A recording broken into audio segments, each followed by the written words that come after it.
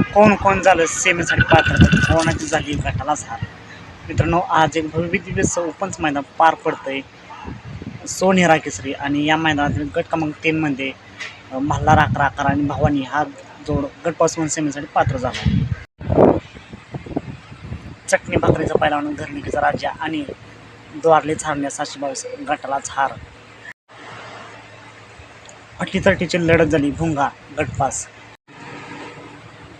गट क्रमांक 17 बैलगाडी क्षेत्रातील देव विक्रमादित्य बाकासुर आणि बबलू चाचांचा राजा गटालाच हार.